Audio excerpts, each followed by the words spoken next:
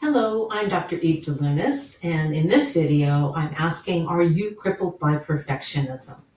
I'd like to begin with a true story. Many years ago, I was suffering from tremendous pain in my hip. I found it very, very difficult to walk. I was limping badly. Every step was painful. And I continually asked in my meditations, what is this about? I wanted my inner being, my inner self, to give me information, because I believe that when I am ill or when there's some kind of physical problem I'm having, that it's a sign of my inner imbalance, that there's something out of balance, something I need to learn or change or do differently that is being reflected in my physical symptom. And so I continued to ask myself day in and day out, what is this? And I wasn't getting an answer. I would contemplate, I would meditate, I would try to figure out what this hip pain was all about. And I just didn't know. Well, I ended up going to London to do a presentation. My husband was with me, and we spent some time sightseeing before I did my presentation. And while we were there in London, my hip pain got really, really, really unbearable. I mean, you can imagine walking around London here, there, and everywhere for, trying to see things, trying to sightsee. And I was in bad shape. And it was while I was there, one night, I awakened in the middle of the night, and a voice in my head said, "Eve, you are crippled by perfectionism." Well, I instantly knew that that was true.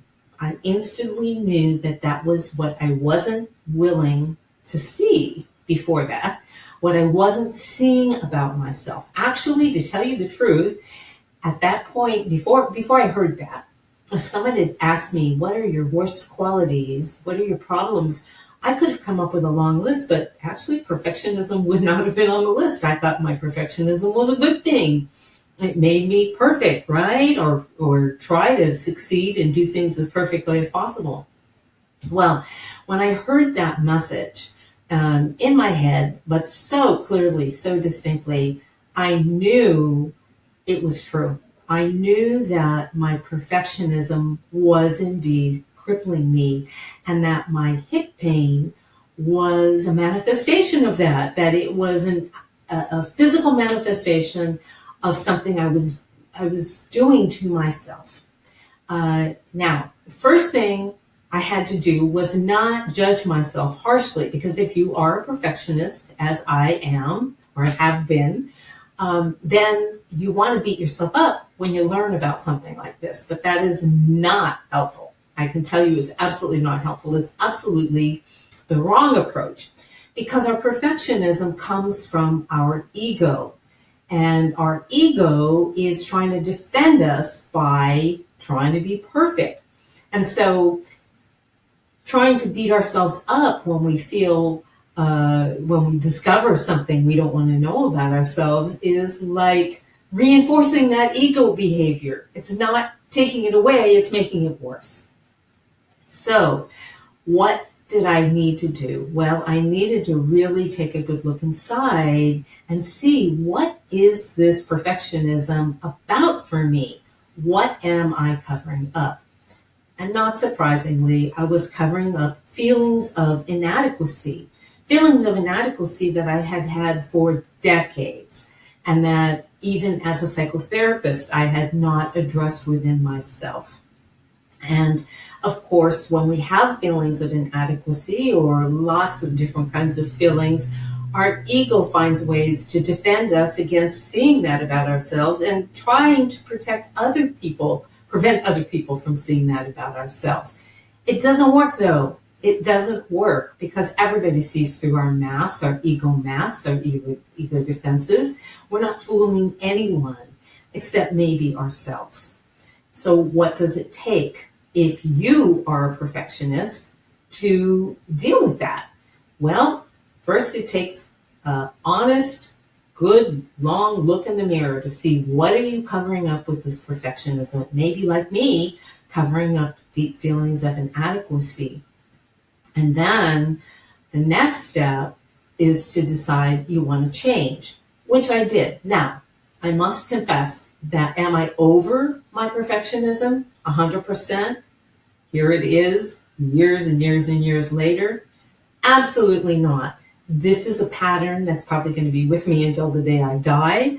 You don't just snap your fingers and stop doing something like this. It's one of my major ego defenses, so to speak. But have I made a dent in it? Absolutely. And do I still strive to do that every day? Absolutely. So if this is an issue for you, and you will know because it is creating suffering for you in some way. When we have an ego defense and we're overusing it, we end up suffering in some way. And certainly I was suffering in lots of different ways because I was pushing myself too hard in my life. I was overdoing it. My life was out of balance. I was a workaholic. And I was not loving myself and not treating myself in loving ways and not being compassionate with myself. And so the perfectionism prevented me from treating myself in compassionate and loving ways that are important, things that are very important for each and every one of us to be doing. So what can you do if you recognize yourself in some of what I'm saying? Well, first of all, you can start treating yourself in more loving and compassionate ways. I've actually created a free email class called Dial Down Your Inner Critic, because when you are a perfectionist, typically you have a very big inner critic and a very active inner critic. So I've created a free email class. There's information below this video about how you can sign up for it. And it's just a 5-day email class. You get a lesson every other day, and it helps you to begin treating yourself more lovingly and compassionately and stop letting your inner critic run your life. That's something you can do. Something else that you can do is you can go back to those scenes that were pivotal for you in making the decision, I'm not enough, I'm not good enough, I'm inadequate, I'm not lovable, or whatever it is that's underlying your perfectionism, and you can rewrite those scenes and change those decisions. I've put some other videos up here on my YouTube page that explain how to do that, and I've also written a book. My book is called New Science, New Brain, New You, and it tells you ways of rewriting those core beliefs and changing those ego patterns that create suffering and keep us stuck. So that's another option for you. It's a do-it-yourself guide to changing and reprogramming your brain so that you feel and think more positively about yourself and you treat yourself in kinder, more loving and compassionate ways. So that's something else you can do. The third thing that you can do, I have also posted a link down below for a guided meditation, a free guided meditation. And the guided meditation is about installing a new core belief. And you can begin working with that and listening to it as often as possible, using your imagination, playing with your imagination, and envisioning yourself, treating yourself in kinder and more loving ways, living a life that is more in balance, letting go of some of that perfectionism, and easing up on yourself So those are some thoughts, some suggestions, a couple of free resources. Of course, my book isn't free, but it is available on Amazon and as a Kindle or as a softcover book. So that link is also below. Well, thank you. And please, I welcome your comments and your questions. One more thing. I do offer half-hour free coaching consultations.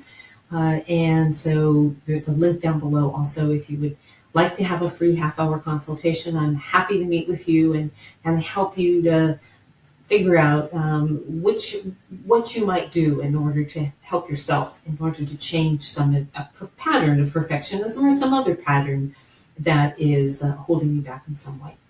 Okay, thanks so much and have a great day.